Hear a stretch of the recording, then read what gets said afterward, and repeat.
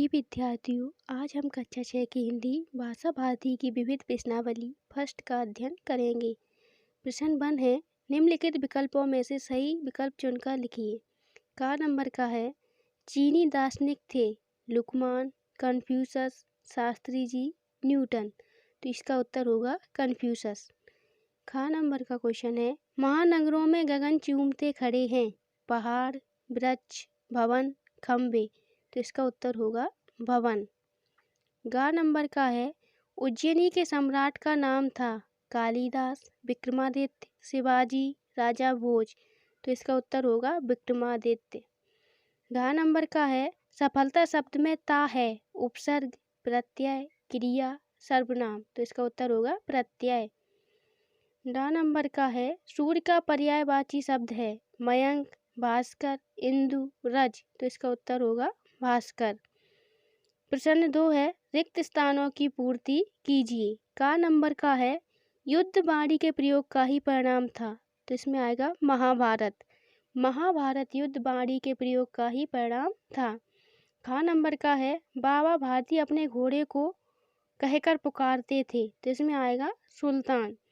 बाबा भारती अपने घोड़े को सुल्तान कहकर पुकारते थे। गा नंबर का है, धन के कोष भरने के बाद भी मनुष्य को नहीं है। तो इसमें आएगा संतोष। धन के कोष भरने के बाद भी मनुष्य को संतोष नहीं है। घा नंबर का है, विशेष शब्द में उपसर्ग है। तो इसमें है भी। विशेष शब्द में भी उपसर्ग है। डा नंबर का है, मीठी बोली शब्द में विशेषण है। तो इसमें आएगा मीठी। मीठी बोली शब्द में मीठी विशेषण है। प्रश्न 3 है, निम्नलिखित प्रश्नों के उत्तर दीजिए। का नंबर का है, स्वतंत्रता संग्राम में शत्रु की दशा कैसी थी। तो इसका उत्तर होगा, स्वतंत्रता संग्राम में मां भारती के वीर सपूतों के साहस व पराक्रम को देखकर शत्रु कांपने लगते हैं। खा नंबर का है, अपना घोड़ा वापस पाकर बाबा भारती ने क्या कहा। तो इसका उत्तर है, अपना घोड़ा वापस पाकर बाबा भारती ने संतोष की सांस ली और बोले कि अब कोई गरीबों की सहायता से मुंह नहीं मोड़ेगा। गा नंबर का है, जन सेवा का भाव क्यों समाप्त हो रहा है। तो इसका उत्तर है, जन सेवा का भाव इसलिए समाप्त हो रहा है क्योंकि जो शिक्षा दी जा रही है वह संस्कार विहीन है, जिससे लोगों में चिंतन की गहराई और विस्तृतता नहीं है। गा नंबर का है, संज्ञानंद की पत्नी का नाम क्या था। तो इसका उत्तर होगा, संज्ञानंद की पत्नी का नाम क्रिया देवी था।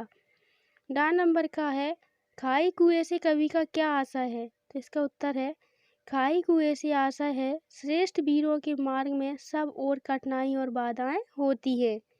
4 नंबर का है, पतित पावनी किसे कहा गया है। तो इसका उत्तर है, पतित पावनी शब्द गंगा माता के लिए कहा गया है। प्रश्न 4 है, निम्नलिखित प्रश्नों के उत्तर 3 से 5 वाक्यों में दीजिए। का नंबर का है, शास्त्री जी ने अपनी पत्नी को कौन सी पंक्तियां सुनाई और क्यों। तो इसका उत्तर होगा, शास्त्री जी ने अपनी पत्नी को निम्नलिखित पंक्तियां सुनाई। कुदरत को नापसंद है शक्ति जवान में, इसलिए तो दी नहीं हड्डी जवान में। जो बात कहो साफ हो सुथरी हो भली हो, कड़वी ना हो खट्टी ना हो मिश्री की डली हो। इन पंक्तियों को सुनकर उनकी पत्नी का क्रोध सदा के लिए समाप्त हो गया। इसी उद्देश्य से शास्त्री जी ने उपयुक्त पंक्तियां अपनी पत्नी को सुनाई। खा नंबर का क्वेश्चन है, खड़क सिंह ने बाबा भारती का घोड़ा वापस क्यों कर दिया, समझाइए। तो इसका उत्तर होगा, खड़क सिंह के ऊपर बाबा भारती के इस कथन का कि लोगों के सामने इस घटना को प्रकट ना करना, क्योंकि उन्हें इस घटना का पता लग गया तो वे किसी गरीब पर विश्वास नहीं करेंगे, बहुत प्रभाव पड़ा। वह सोचने लगा कि बाबा को घोड़े के छीन लेने का कोई कष्ट नहीं है। उन्हें तो केवल यही ख्याल रहा है कि कहीं लोग गरीबों पर विश्वास करना ना छोड़ दें। यह बात खड़क सिंह के कानों में बराबर गूंजती थी। इस बात से प्रभावित होकर कि बाबा भारती कोई सामान्य आदमी नहीं, यह तो निश्चय ही कोई देवता है, बाबा भारती के घोड़े को वापस कर दिया। खड़क सिंह का हृदय परिवर्तन हो चुका था, उसकी आंखों में नेकी के आंसू भर आए।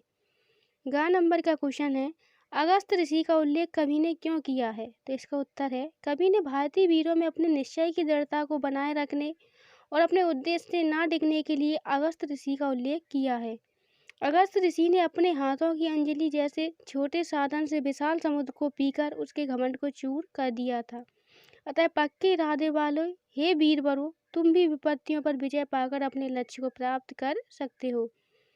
घ नंबर का क्वेश्चन है, अपना हिंदुस्तान कहाँ है, कवि ने यह प्रश्न क्यों किया? तो इसका उत्तर है, अपना हिंदुस्तान कहाँ है, यह प्रश्न कवि ने उचित ही किया है, क्योंकि भूमंडलीकरण के इस युग में हिंदुस्तानीपन अपनी जीवन शैली, अपनी सोच, अपनी शैक्षिक प्रणाली, शिक्षा की विस्तृतता, गंभीरता इत्यादि सभी समाप्त हो चुकी हैं। पारिवारिकता, संघी सोच, वैवाहिक संस्थाएं सब की सब बदल चुकी हैं। धन के लालच में लोगों के पारिवारिक संबंध टूट चुके हैं। टेलीफोन पर बातचीत करके ही किसी भी तरह की जानकारी ली जाती है। भारत में वैदिक शिक्षा समाप्त हो चुकी है।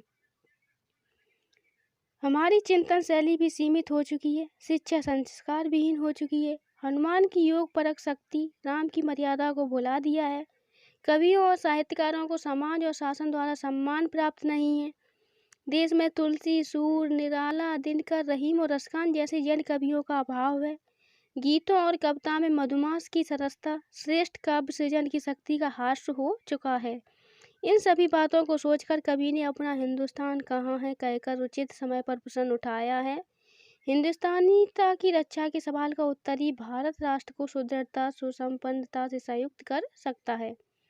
प्रश्न 5 है, निम्नलिखित पंक्तियों का भाव स्पष्ट कीजिए। इसमें का नंबर का है, हो अगस्त क्या कठिन सुखाना, बाधा का दुर्दम सागर, संभल संभल कर चलो वीरवर तलवारों की धारों पर।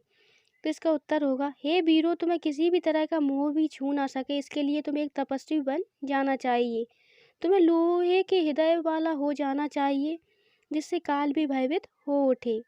तुम्हें अत्यंत पक्के इरादों वाला हो जाना चाहिए। हे वीरवरों, तुम्हें अगस्त ऋषि के समान बन जाना चाहिए, जिससे बाधाओं के दरमनी यानी कठिनाइयों से बस में किए जाने वाला सागर को भी बस में करना तुम्हारे लिए बिल्कुल भी कठिन नहीं होगा। अतः हे श्रेष्ठ वीरों, तुम संभल कर तलवार की धार पर चलना, चुनौतीपूर्ण कार्य करना है। खा नंबर का क्वेश्चन है, कविकुल गुरु की सृजन शक्ति का वह पावन संस्कार कहाँ है?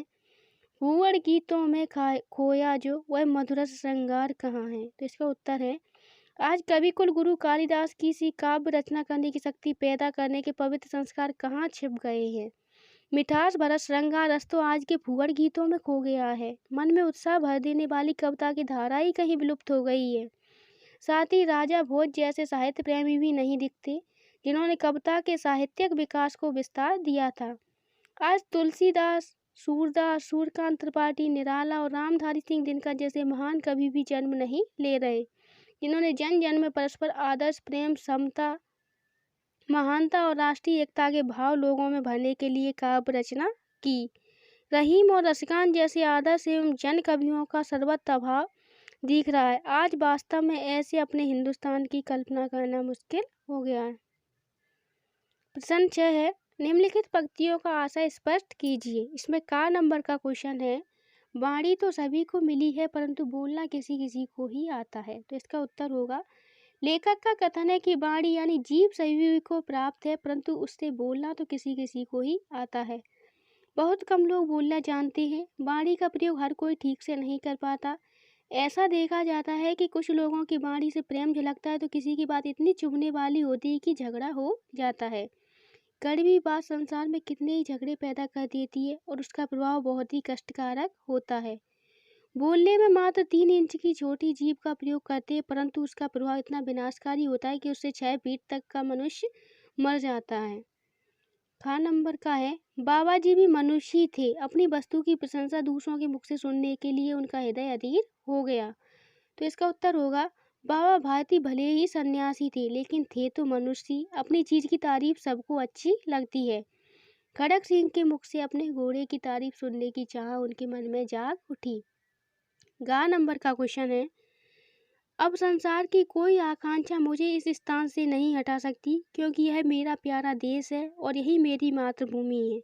बस मेरी उत्कट इच्छा यही है कि मैं अपनी प्यारी मातृभूमि में ही अपने प्राण विसर्जन करूं। तो इसका उत्तर है, लेखक का मन अपनी मातृभूमि के प्रेम में रंग गया है। उसके अंदर किसी भी अन्य वस्तु को याद करने की अब कोई इच्छा नहीं रह गई, जिसे प्राप्त करने के लिए वह अपनी मातृभूमि का त्याग कर सके।